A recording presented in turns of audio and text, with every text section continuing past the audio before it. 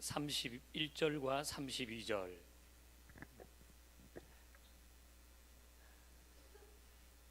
같이 읽어보겠습니다. 시작. 아버지가 이르되 예 너는 나 있으니 내 것이 다 내 것이로되 이 동생 죽었다가 살아났으며 내가 잃었다가 얻었기로 우리가 즐거워하고 기뻐하는 것이 마땅하다 하니라. 아멘. 자, 오늘은 역할과 책임만 남은 건조한 삶에 찾아오시는 예수님, 이제 이런 제목으로 함께 말씀을 보겠습니다. 그 위에 있는 부분을 제가 읽어보죠. 교회에서, 가정에서, 직장에서 자신의 역할과 책임을 다하느라 건조해지고 사나워진 자신을 봅니다. 당신에게는 역할과 책임보다 더 소중한 것이 있습니다. 그것은 무엇일까요? 더 소중한 게 있습니다. 그게 뭔지 이제 오늘 함께 보십시다. 자, 역할과 관계, 어떤 의미인지는 다 아십니다. 역할은 자기가 마땅히 하여야 될 맡은 바 책임이나 임무, 이렇게 쓸 수 있겠죠. 관계는 뭔가? 두 인격체가 서로 친밀한 교제를 나누는 것, 그걸 관계라고 하겠습니다.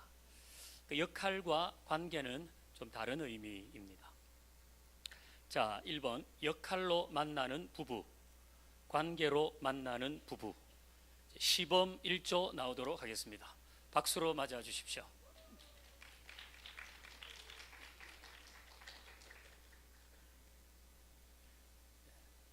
마이크는 잘 켜졌습니까? 위에 마이크를 올리셔야 돼요. 네. 이쪽 가까이. 네. 그거 올리시면. 자, 얘기를 한번 해보세요. 네. 나오나요? 네. 자, 시범 1조는 역할로 만나는 부부가 어떤 것인지 보여주도록 하겠습니다. 여보, 밥도. 조금만 기다리세요. 늦었다. 밥은 됐고 옷만 줘 빨리. 옷. 조금만 기다리세요. 현기 요즘 공부 잘하고 있지? 엄마가 돼가지고 애 성적표 좀 챙기고 해. 아니 어떻게 맨날 엄마만 챙겨요? 아빠도 같이 챙겨야죠. 당신 이번 달 차는 몇 대나 팔았어요? 생활비는 언제 주실 거예요? 생활비? 엊그제 줬잖아. 뭐 또 달라고 그래. 맨날 뭐 백화점에 가서 돈만 쓰나? 며칠 있으면 현기 생일인데 생일 선물은 언제 살 거예요? 생일? 걔는 뭐 1년에 뭐 생일이 두세 번 와? 왜 이렇게 자주 오는 거야? 당신 장모님 생신인데 전화는 드렸어요? 장모님 생신? 드려야지. 이상입니까? 네. 자, 시범 2조 관계로 만나는 부부. 우리 김태진 성도 홍다회 집사님이 시범을 보이겠습니다. 다야, 새벽부터 밥하느라 많이 힘들지? 진짜 고마워. 여보 일찍 나가는 당신이 힘들지 난 괜찮아요. 너가 옆에 있어서 항상 힘이 나. 진짜 고마워. 나도 당신이 옆에 있어서 늘 행복해요. 그럼 우리 이번 주말에 같이 영화나 볼까? 영화? 무슨 영화 보고 싶어요? 난 당신이 좋아하는 걸 늘 같이 하는 게 좋아. 여보 고마워요. 사랑해요. 나도 I love you. 네, 고맙습니다. 네. 대리만족을 하시는 분들이 많으시네요. 그러니까. 이제 한 남자와 한 여자가 만나서 결혼을 합니다. 부부가 되고 부부로서의 역할이 있습니다. 예를 들어 뭐 여기 이제 남편이 수입 자동차 딜러이고 아내가 전업주부라고 이제 할 때 저녁에 만납니다. 그럼 서로 역할에 대해서 대화합니다. 뭐 오늘 애들 밥 잘 줬냐고, 학원은 잘 보냈냐고, 빨래는 깨끗하게 했냐고, 쓰레기는 잘 분리해서 버렸는지, 냉장고 정리는 잘하고 있는지, 시댁에 전화는 했는지, 이런 것만 물어본다고 하십시다. 그럼 남편은 이제 거기 이제 그렇게 한 것처럼 이제 아내도 남편한테 묻는 겁니다. 오늘 차는 몇 대나 팔았는지, 이달의 생활비는 확실히 가져올 수 있는지, 우리 가족 책임질 수 있는지, 뭐 남편의 노릇 잘할 수 있는지, 이런 얘기만 부부가 한다고 하십시다. 곧 거리감이 생기겠죠. 그러니까 부부가 만나가지고 서로 의무적인 관계를 만들어가는 겁니다. 부부지만 부부로서의 사랑을 느낄 수 있는, 깊은 정을 맛볼 수 있는 그런 일이 점점 적어지겠죠. 그래서 서로 여보, 당신 이렇게 부르지만 사랑을 느끼기가 어렵습니다. 왜 그런가 하면 서로의 역할에 대해서만 이야기하기 때문입니다. 자, 시범 2조 관계로 만나는 부부 보았습니다.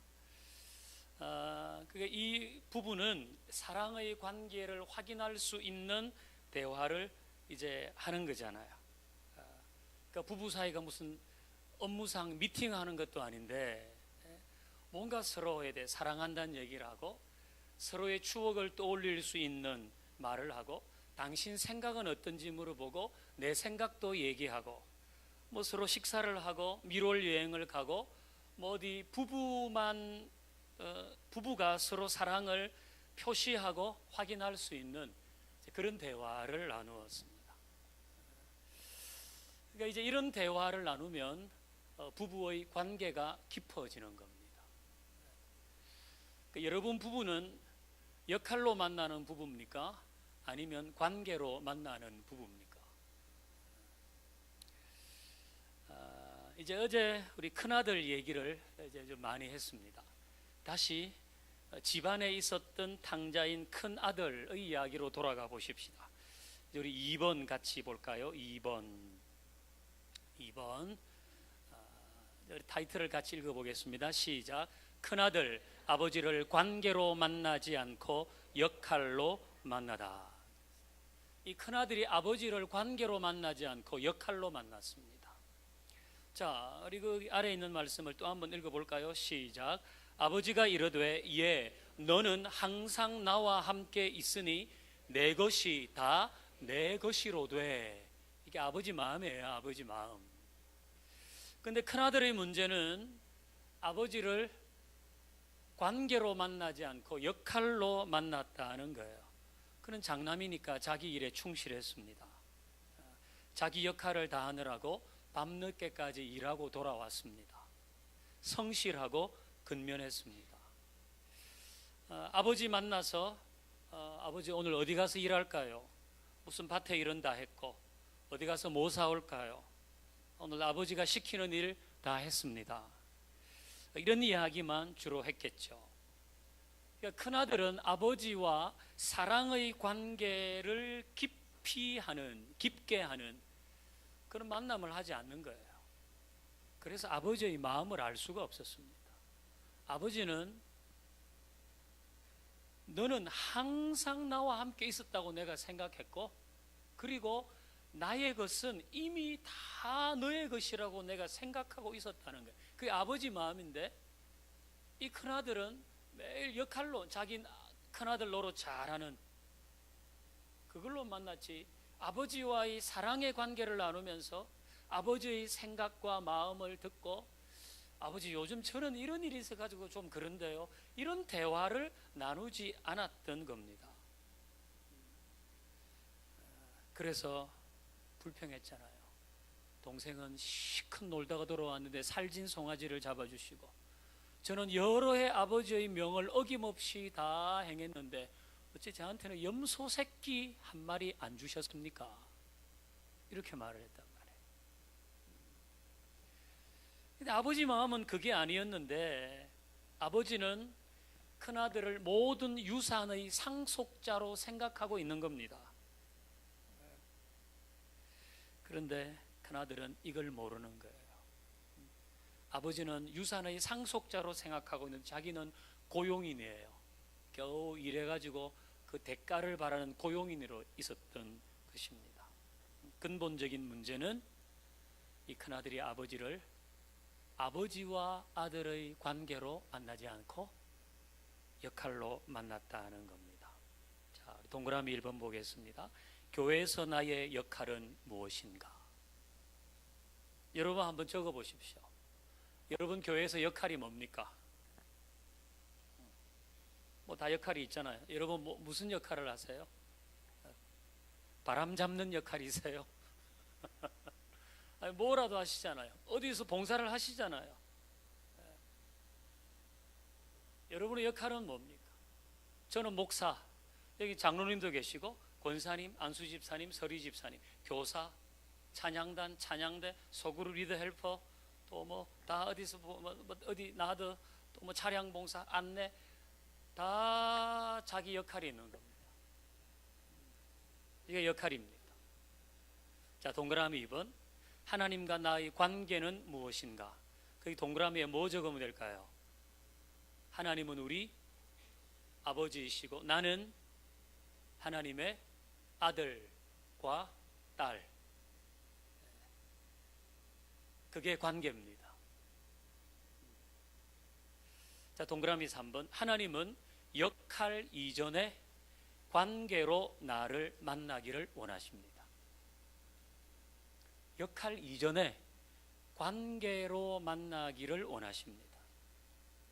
그러니까 저는 목사입니다. 여기 뭐 우리 장로님들, 권사님 다 직분자들이 계십니다. 여러분 찬양대도 하고 찬양단도 하고 소그룹도 맡아서 하고 바나바도 하고 1대1도 하고 나드에도 하고 문화센터 하고 주방에서 봉사하고 마르투스도 하고 다 곳곳에서 뭘 하세요. 근데 그 일 하는 것으로 하나님과 나와의 사이 그걸 자꾸 만들어 가려고 하지 말고 그 이전에 나는 하나님의 아들이야. 나는 하나님의 딸이야. 그걸로 하나님과 나 사이의 관계를 자꾸 더 두텁게 만들어 가야 된다는 겁니다. 그러니까 목사로 인정받고 장로로 인정받고 권사로 인정받고 교사로 인정받고 리더 헬퍼로 인정받고 내가 하고 있는 그 봉사를 통해서 인정받으려고 하는 것, 그거 자꾸 거기만 집중하지 말고 하나님의 아들과 딸이다. 그 관계로 하나님과 만나고 내가 하나님의 딸로 하나님의 아들로 더 온전히 서 있겠다. 그런 마음이 우리에게 더 많아져야 되는 겁니다. 여러분 제가 목사인데 하나님은 저를 목사로 만나시기를 원할까요? 저를 아들로 만나기를 원하실까요? 네, 아들로 만나기를 원하십니다. 만약에 제가 하나님을 하나님의 아들이 아니고 하나님의 아들로 기도하고 또 성경도 보고 또 제가 하고 있는 일 이거 하지 않고 목사로서 하나님 앞에 자꾸 이게 나간다고 생각해 보십시다. 하나님 이번에 11번째 캠페인 하는데요, 열심히 준비해서 잘하게 도와주세요. 제가 얼마나 성실한 목사인 줄 아시죠? 힘들어도 제가 목사니까 열심히 하겠습니다. 여름에 단기 선교도 가야 됩니다. 이번 여름에도 힘껏 하겠습니다. 그러니까 하나님 제가 열심히 할 때 도와주시고 복도 주십시오. 제가 언제나 최선을 다하는 거 아시죠? 이렇게만 계속 하나님을 만난다고 해보십시다. 이거 미팅 아닙니까? 미팅. 하나님. 근데 제가 아들로 하나님을 만나는 걸 하나님 더 원하시거든요. 제가 하나님 나랑 사랑의 교제를 가지기를 원하시죠. 그리고 그 사랑의 교제 가운데 힘을 얻기를 원하시는 거예요. 제가 뭐 기도를 할 때도 요거 지금 이번에 이렇게 해야 되는데 요거 요렇게 해주시고 요렇게 해주시고 자꾸 이렇게 하는 것보다는 하나님 사랑합니다, 감사합니다, 제가 이렇게 하려고 그러는데 하나님 이렇게 하는 게 맞겠습니까? 어떻게 하면 더 좋을까요? 하나님의 마음은 뭡니까? 제가 말씀을 읽을 때도 하나님께서 저에게 주시는 사랑의 음성으로 그렇게 말씀을 듣겠습니다. 제가 하나님의 마음을 더 알기를 원합니다.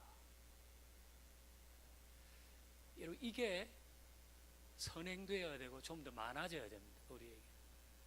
아니 무슨 그냥 주여 주시옵소서 하고 이렇게 해야지, 무슨 여자도 아니고 사랑합니다 마음이 뭡니까? 이게 뭡니까 목사님?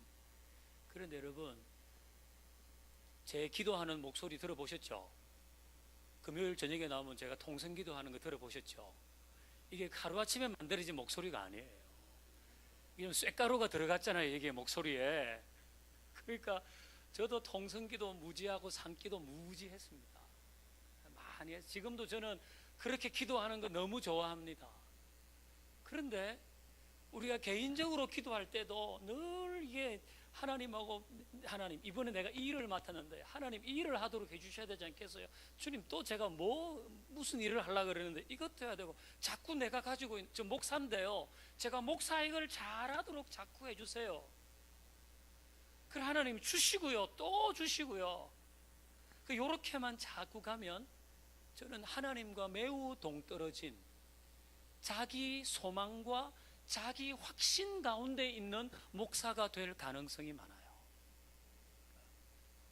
이게 하나님의 아버지신데 내가 아들로 그 큰 사랑을 품으신 하나님 앞에 내 마음도 참, 주님 이건 어떻게 하면 좋을까요? 내가 하나님 이 일 때문에 지금 속이 상하고 고민이 되는데요. 이런 하나님과의 관계를 자꾸 깊게 하려고 하는 게 있어야 되는 거예요. 이렇게 아들로 하나님을 만나면 하나님의 사랑을 공급받고 하나님의 힘을 얻어요. 그러니까 아들로 만나는 건 굉장히 중요한 겁니다. 제가 아들로 하나님을 만나면 그렇게 만날수록 목사의 역할은 더 잘 감당합니다. 제가 하나님을 내 아버지로, 나는 하나님을 무척 사랑하시는 아들로 만나서 하나님과 깊이 교제하면 이 역할은 더 잘할 수가 있는 겁니다. 근데 우리는 역할을 잘하려고 자꾸 하니까 이게 지치고 나중에는 힘이 들고 나중에는 도대체 이게 내가 가지고 있는 걸 다 쏟아낸 후에는 더 이상 뭔가를 하기가 어렵게 되는 겁니다. 그래서 하나님을 역할로 만나지 말고 관계로 만나야 한다. 이걸 오늘 여러분들이 꼭 기억하셔야 되는 거예요. 자, 이제 4번 보겠습니다. 비슷한 질문 얘기인데 4번 동그라미. 우리의 영적 정체성은 하나님의 자녀이다. 그랬어요. 자, 계속 읽어볼게요. 역할이 정체성이 되면 위험하다. 왜? 역할은 영원하지 않거든요. 또 역할이 정체성이 될 때 역할이 없어지면 자신의 존재 의미를 상실하게 돼요. 역할은 사라져도 아들은 영원해요. 자, 이게 무슨 얘기인지 보십시다. 여러분, 저의 영적인 정체성은 뭐라고요? 하나님의 아들, 목사가 아니에요. 여러분, 저는 한때 제 영적인 정체성이 목사인 줄 알았어요. 진짜 나의 영적인 정체성은 목사야. 근데 목사는 제가 하는 역할이에요. 물론 제가 이 일을 사명으로 받았지만 여러분은 그 사명 안 받았습니까? 여러분 다 사명을 따라요. 뭐 목사만 사명이고 평신도는 사명 아니야. 그거는 완전 나쁜 얘기죠. 근데 저는 저의 영적 정체성이 목사인 줄 알았어요. 근데 저의 영적인 정체성은 하나님의 아들이에요. 여러분, 목사가 저의 영적인 정체성이라면 위험하지 않아요? 이건 직분이 자기 정체성이란 것과 똑같은 거예요. 직분이 정체성이에요. 그래서 그 역할에 대한 정체성이 희미해지거나 아니면 그걸 못하게 될 경우가 있으면 그게 무지하게 힘들어요. 왜? 자기 정체성이 없어졌거든요. 여러분, 역할은 영원하지 않습니다. 제가 이제 지금 목사로 목회를 하지만은 이게 무슨 일이 있어가지고 제가 이 목사의 직을 못하게 될 수도 있지 않습니까?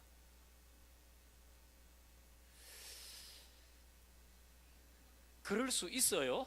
네, 그럴 수 있다고요. 근데 제가 목사가 내 정체성이라고 이렇게 딱 알고 있다가 내 정체성이 사라져요. 와, 내가 이제 뭘 하지? 내 인생의 의미는 도대체 뭐야? 그렇게 하면 존재 의미가 없어져 버려요. 여러분들 교회에서 아무리 중요한 일을 하고 있다고 하십시다. 그 일 영원히 할 수 있는 게 아니에요. 여기 다 다른 항존직 분자들도 있지만은 그 직분을 나의 정체성이다. 그래서 거기에 대해서 누가 얘기를 하거나 그걸 좀 못하게 되거나 내가 그 일 하는 거 너무 좋았는데 그 일을 못하게 되는 일이 있으면 뭐 이걸 막 너무 힘들어서 견디지를 못해요. 내가 왜 그 일을 지금 내가 못해야 돼? 근데 그 일을 안 하니까 이제 도저히 신앙생활하는 의미도 없어지. 근데 그 중요한 일을 내가 계속 해야 되는데 그거 못하니까 그럼 나의 가치는 뭐야? 여러분, 역할이 정체성이 되면 매우 위험합니다. 그러니까 역할은 영원하지 않거든요. 여러분, 저도 은퇴하지 않겠어요? 은퇴해도 목사는 항존직이니까 목사라고 다 부르겠지만은 내가 현역 때처럼 그 일을 다 못해요. 그러면 지금 나는 뭔가 이제. 그래서 언제나 역할은 자기 정체성이 되면 안 돼요. 저의 정체성도 우리의 정체성도 하나님의 아들과 딸이에요. 이건 영원하잖아요. 이건 영원해요. 내가 교회에서 그 중요한 일을 하다가 예를 들어서 내가 그 일을 했는데 어떻게 하다가 다른 사람이 내가 하던 그 일을 하게 되었어요. 그 사람이 더 잘하고 그래서 그 일을 하게 됐어요. 그 일을 안 하는 순간 내가 이제 내 자리가 없어지고 내 자리가 없어졌다고. 내 자리가 그건 자기 역할에 목숨을 걸어서 그래요. 여러분, 그거는 그냥 우리가 하나님이 주신 은혜에 따라 한때 하는 일이에요. 다. 언제나 우리는 나는 하나님이 사랑하시는 자녀, 존귀한 자녀지. 그 사랑은 내 역할이 사라져도 언제나 존재하는 거야. 그래서 내가 하나님의 아들과 딸이라는 정체성을 늘 가져야 돼요. 자, 3번 같이 읽습니다. 시작.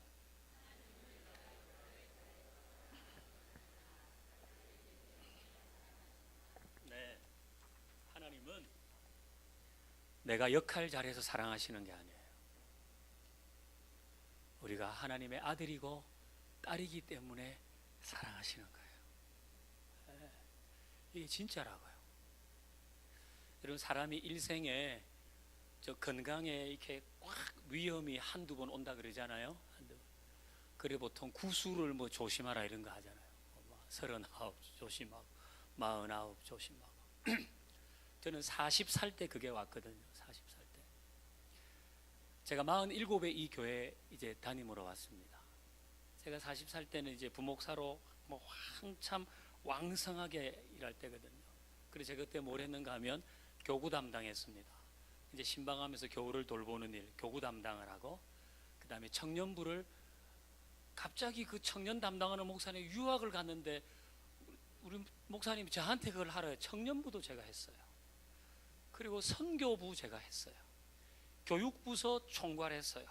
그리고 그 후에 이제 교회에서 뭐 이제 다 나눠 하는 일을 했습니다. 교구 담당하면 일주일에 2번은 신방해야 됩니다. 근데 제가 있었던 교회는 교구가 넓어요. 제가 그때 처음에 갔을 초창기니까 3교구를 맡았는데 3교구는 이 서울에서 서쪽으로가 다 3교구예요. 그러니까 여기도 부천도 저의 교구, 동인천에서 나오는 분이 있었어요. 제가 말씀드렸죠. 이 평화교회 부임하기 전에 서미트빌에 우리 교인들이 살았어요. 지금도 살아요. 한 번씩 만나요. 제가 그때에 여기를 와봤어요. 제가 기다리고 내려오시라고 신방제 가야 되니까 여기를 왔었어요. 그래서 제가 보고 교회가 왜 두 개가 붙어 있나? 참 희한하다. 이랬어요. 그리고 제가 차를 길에 대고 화장실을 가려고 우리 교회 문을 열었는데 문이 잠겨 있었어요. 그래서 21세기 교회 화장실을 다녀왔어요. 뭐 동인천 저쪽으로 뭐 평택, 의정부, 파주 뭐 이런 데서 교회가 그가 신방을 하면 거의 하루 종일 자고 한두 집만 가도 걸릴 때가 많아요. 그리고 청년부 하잖아요. 여러분 청년부 하면 청년들은 밤낮이 없어요. 낮에도 만나고 저녁에도 만나고 밤에도 만나요. 그리고 또 밥을 먹어요. 자기들은 체력이 좋으니까 아무 상관없어요. 그리고 뭐 청년부 하면 청년부들 리더 성경 공부해야죠. 제가 작년들 성경 공부한 하나 무조건 해야 돼요. 제자 양육, 제자 훈련반 무조건 하나 해야 돼요. 교육부 총괄하면 영아, 유아, 유치, 유년, 초등, 소년, 그 다음에 중등, 고등, 청년, 장년부가 매일 성경 공부를 해요. 1부 예배와 2부 예배 사이에 본당에서. 그런 교육 총괄은 어쨌든 그분들 그 파트 교육자들하고 다 모여서 교육 세우고 그게 잘 되는지 또 모여서 회의하고 무슨 그 수련회 있으면 가서 또 한 번 설교해야 되고 이거는 교육 총괄이 하는 거예요. 선교위원회 뭐 재미있게 했습니다. 이제 그 사이클이 이거예요. 연초에 선교 학교를 해요. 2달 동안. 그럼 그 해에 단기 선교 갈 사람들이 다 선교 학교를 해요. 8주간. 뭐 그 외에도 관심 있는 사람들이에요. 그 사람들이 선교 학교를 마치면 다 팀을 나눠서 이제 한 5월 달부터 단기 선교를 가요. 그럼 선교 담당이 그 어레인지를 다 해야 돼요. 그럼 선교 학교를 갔다 오면 그분들을 모아서 세계 선교를 한 중보기도 모임을 해요. 그리고 그분들을 중심으로 보내는 선교사 운동을 해서 뭐 그 한 구자 1,000원짜리가 1,000원 작정 운동을 해가지고 뭐 30명에게 30만 원 보내는 이런 걸 하면 그게 해도 1년이 그냥 계속 돌아갑니다. 네 가지. 이제 그런 걸 기본으로 하는. 제가 40되던 해에는 그때는 제가 뭐 몸이 좀 컨디션이 안 좋았고 그때는 청년들이 어디 뭐 하카스 공화국이라는데 단기 선교를 이제 가겠다 그래. 왜냐하면 자기들끼리 2명이서 뭐 미리 가서 뭐 답사를 하고 와가지고 이제 목사님 그 길을 가야 안 되겠습니까? 그래서 저는 또 하자면 좋다 그러거든요. 그래서 가자 그랬어요. 하카스라는 데는 중부 시베리아에 있는 자치공화국입니다. 그 나라 인구가 60만 명 정도밖에 안 돼요. 그 러시아어를 쓰는 자치공화국인데 거기 선교사도 없어요. 그래서 선교사 없으면 못 가냐? 가자. 이래 우리 우즈벡에서 그 우즈벡 선교사님 아들이 있거든요. 걔들은 거기서 태어났으니까 러시아 말을 잘해요. 걔들 애들 둘이 데리고 그러니까 우리가 이제 준비를 하는 거야. 그 러시아어로 전도 집회를 2시간 준비하고 막 이제 뭐 노래부터 다 러시아 말로. 그걸 한 2월 달부터 준비해 가지고 5월 달에 이제 가는 거예요. 그럼 그게 준비가 만만하지 않습니다. 그럼 역시 애들은 체력이 좋으니까 뻑하면 밤을 새자 그래요. 그럼 또 이제 그거를 저야 거기서 좀 앉아서 졸기도 졸지만 어쨌든 그 같이 있는 거 아니에요.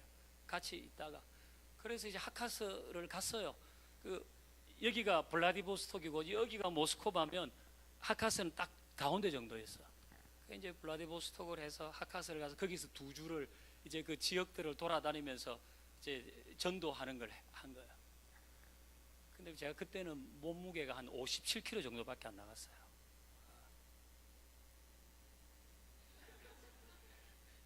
지금은 한 66kg 나가는데 57kg 정도 나갔거든요. 근데 거기는 빵하고 버터 이런 걸 먹더라고. 소세지하고. 청년들을 얼마나 맛있다 그러는지 몰라요. 뭐 각종 치즈를 가져와서 먹는데 저는 사실 이게 소화가 잘 안 되는 사람이기 때문에 그 2주 동안 진짜 힘이 들었어요. 근데 이제 그렇게 막 하고 처음에 이제 갈 때 아니 그래도 우리가 제 마음에 청년들을 데리고 러시아를 갔는데 모스크바를 어떻게 하면 안 갔다 올 수 있냐. 얘들이 따로 가려고 그러면 또 그런데 청년 때는 많이 봐야지 이런 마음이 들었어요. 그러면 모스크바를 가면 빼제르부르크가 바로 옆이라는데 안 갔다 올 수가 있냐. 이래가지고 장로님들한테 얘기를 하니까 장로님들이 그래 갔다 오라 그랬어요. 청년들이 이왕 가는 건데 다 둘러보고 오라 그랬어요. 그래서 제가 이제 처음에는 의욕을 가지고 있는데 하카스에서 2주 있는 동안 거의 너무 많이 지쳤어요. 그래서 모스크바를 탁 갔는데 백야라 그러네요. 백야. 밤에 잠을 안 자요. 밤에 잠을. 애들이 막 정신이 나가지고 밤인지 낮인지 모르고 어디 뭐 발레 보러 가자 그러고 어디 가자 그러고 이게 백야예요. 백야. 그래서 빼제르부르까지 갔다가 이제 다시 비행기를 타고 하카스로 왔다가 블라디보스토크를 거쳐서 이렇게 딱 왔어요. 이제 5월달에 한 중간쯤 이렇게 한 거의 5월 말쯤 이렇게 왔거든요. 이제 수련회가 시작되는 거예요. 그래서 그 모든 부서의 수련회 한 번씩 다 가보고 설교도 하고 이렇게 하고 결정적으로 제가 청년부를 담당하니까 청년부 수련회는 제가 해야 되는 거예요. 3박 4일 그때도 어디 저기 갔어요. 영월인가 어디 가가지고 그 3박 4일 수련회를 또 다 했어요. 기도하고 다 재밌겠죠. 근데 그걸 딱 마치고 이제 한 8월 중순 가까이 됐는데 오니까 진짜 아무것도 하기 싫은 거예요. 정말 근데 그때 뭘 계획해놨는가 하면 담임 목사님이 하와이 코나의 열방대학에서 목회자 부부 세미나를 2주 하는데 이제 부목사들을 이렇게 한 번씩 가자. 이제 제가 선임이니까 저를 제일 먼저 가자 그랬어요. 그래서 8월 중순 언제부터 하와이 코나에서 목회자 세미나 2주 하는 게 계획이 있었던 거예요. 하와이인데 안 갈 수가 없잖아요. 그러니까 어쨌든 가보자. 그래서 이제 갔어요. 가니까 참 좋아요. 너무 환경이 좋고 좋은데 저는 역시 힘이 들었어요. 비행기 타고 갈 때부터 시차가 적응이 안 돼가지고 거의 끝까지 시차를 적응 못하고 역시 거기서도 먹는 거는 그 미국 학교에서 먹는 대로 먹거든요. 학생들이. 그러니까 막 그렇게 먹고. 그러니까 어디 그래도 그 중간중간에 사람들이 월마도 가고 로스라고 하는 그런 데도 가고 하잖아요. 저는 거의 방에 있었어요. 우리 집 사람이 혼자 월마 갔다 오고 혼자 갔다 오고 혼자 갔다 오고 저는 거의 방에 있었어요. 학교에서 강의 들을 땐 강의 듣고 이제 아니면 숙소에 있으면 늘 그냥 방에 있었어요. 그리고 이제 돌아오니까 9월이 되었거든요. 9월. 진짜 아무것도 못 하겠어요. 그냥 몸이 너무 힘이 들고 아무 의욕이 없어요. 그리고 잠도 안 와요. 그래서 제가 너무 잠을 못 자니까 그 옛날에 필동에 중대병원이 있었거든요. 거기에 이제 정신과를 갔어요. 또 제가 정신과를 가니까 우리 교회 청년이 간호사야 또 나한테 왜 목사님 여기 왜 왔냐요. 그래서 내가 너무 잠을 못 자서 왔다고. 그 약을 처방받고 먹는데도 잠이 안 와요. 그리고 낮에 하는 게 다 힘들어서 우리 목사님한테 목사님 한 달만 좀 쉬겠습니다. 그리고 한 달을 쉬었는데 회복이 안 돼요. 그래서 저는 한 달 있다가 다시 이제 출근을 했는데 성경 공부를 하잖아요. 그러면은 좀 질문을 누가 하잖아요. 그럼 막 화가 나는 거예요. 빨리 마치면 좋겠는데 왜 자꾸 질문을 하나 막 화가 나는 거예요. 신방 가도 빨리 그냥 마치고 왔어요. 거기서 사람들이 얘기가 길어지면 그것도 싫어요. 빨리 오고 다 못하겠어요. 다. 지금은 제가 병이란 걸 알거든요. 그게 만성 피로 증후군이라고 요즘 그게 병이에요. 근데 이게 당뇨나 이건 뭐예요? 고혈압은 수치가 나오잖아요. 수치가. 근데 이건 그런 게 없어요. 그냥 자꾸 기억력이 좀 없어지는 것 같고 의욕이 없고 밥맛이 없고 잠이 안 오고 아무것도 하기 싫어요. 그냥 가만히 있고 싶어요. 이러다가 야 사람이 죽겠구나 그런 생각이 들어요. 그래서 그렇게 했다가 어느 날 제가 너무 한심한 거예요. 그래서 제가 이 하나님께 이렇게 물었어요. 하나님, 지금도 저를 사랑하십니까? 내가 지금 목사 노릇도 못하고 아예 그냥 그런 게 목회하는 그 자체가 싫은데 지금도 저를 사랑하십니까? 야, 하나님 뭐라 그러시는 줄 알아요? 제가 분명히 들었거든요. 나는 네가 목사라서 사랑한 게 아니다. 그래서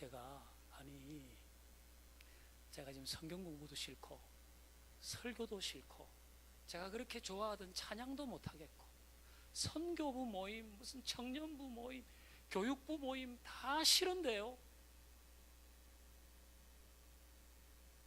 그러니까 주님이 또 뭐라 그러시는가 하면 네가 성경 공부를 잘해서 사랑한 게 아니다. 네가 설교를 잘해서 사랑한 게 아니다. 네가 찬양을 열심히 하고 선교를 열심히 다니고 무슨 교육 부서를 하고 그래서 너를 사랑한 게 아니다. 나는 네가 내 아들이라서 사랑했다. 그렇게 얘기하셨어요. 그러자 그러고 막 이게 뭐가 막 북받쳐오르는 거예요. 그래서 있는데 또 뭐라고 하시는가 하면 지금보다 네 형편이 더 나빠져도 나는 너를 사랑할 것이다. 지금보다 더 무기력해져도 지금보다 못하는 게 더 많아도 나는 너를 사랑할 것이다. 너는 내 사랑하는 아들이다. 여러분, 그래서 제가 살아났습니다. 그래서 제가 살아났습니다. 여러분, 하나님은 우리를 역할로 만나지 않았어요. 그건 우리가 하나님을 사랑하는 마음으로 우리가 그렇게 하는 것을 하나님이 기뻐하시지, 하나님 우리를 역할로 만나시는 게 아니라는 걸 제가 분명히 알았어요. 하나님은 그냥 내가 하나님의 아들이기 때문에 사랑하는구나. 그러니까 여러분이 다 역할이 있는데 어떤 분들은 그걸 잘하고 어떤 분들은 난 늘 그 역할을 잘 못한다. 그래서 하나님이 나를 사랑하실까 말까? 아니요. 제가 여러분에게도 분명히 말씀드릴 수 있는데 하나님은 여러분이 하나님의 아들이고 딸이기 때문에 사랑하시는 거예요. 분명한 사실이 바로 그거예요. 그러니까 하나님이 여러분에게도 말씀하시는 거예요. 네가 그거 잘해서 내가 사랑한 게 아니다. 너는 내 아들이고 딸이지 않냐. 너의 형편이 지금보다 더 나빠져도 네가 가진 모든 것이 다 사라져도 나는 여전히 너를 사랑한다. 그래서 내가 이것도 좀 있고 저것도 좀 있고 이러니까 하나님 사랑하시는 거 아니요. 우리에게 있는 모든 것이 다 사라져도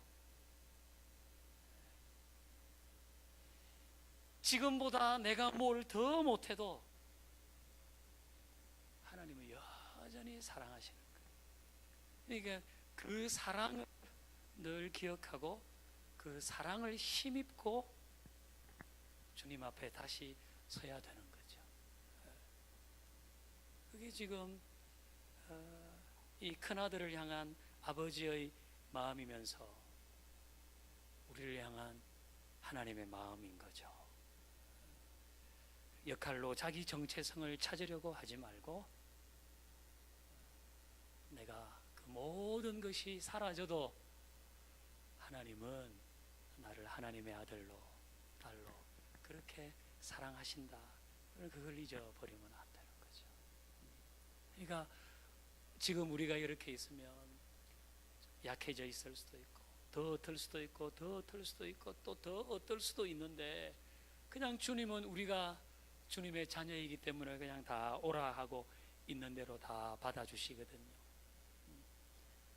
그러니까 뭐 건강하든지 병들었든지 뭐 어떻든지 부유하든지 강하든지 상처가 있든지 없든지 어떻든지 다 있는 그대로 받아주시는 거예요.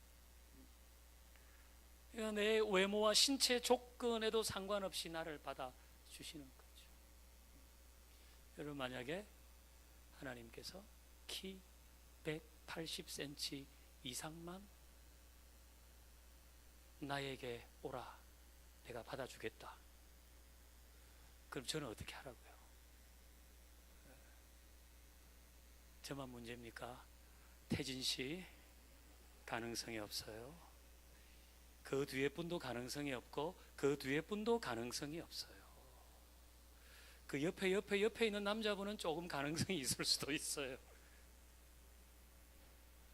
여자분들은 44 사이즈까지만 받아준다. 이러면 어떻게 하실 거예요? 여기 다. 예. 이게 다 대략 난감한 거예요. 근데 그렇게 하지 않고 있는 그대로 여기는 믿음이 큰 사람도 있고 적은 사람도 있고 없는 사람도 있고 내가 선하든지 약하든지 내 생활이 이중적이든지 하나님을 떠났든지 어쨌든 있는 그대로 하나님은 우리를 사랑해 주시는 거죠. 우리는 그 사랑 그걸 힘입고 이제 하나님 앞에 늘 아들로 딸로 있어야 되는 거죠. 여러분 이제 분명히 기억해야 될 거는 개개인을 보실 때 너 내 사랑하는 아들이야, 내 사랑하는 딸이야, 이렇게 말씀하신다는 것을 늘 기억해야 돼요. 늘. 그러면 모든 곳에서 사람이 좀 열리고 자유로워집니다. 그럼 누가 나한테 뭐라 그래도 그걸 신경이 안 써요. 내 주님의 사랑을 받고 있는 자녀입니다. 이거는 언제나 기억해야 될 이야기다. 자, 우리 그렇게 하고 찬양 먼저 하나 할까요? 예.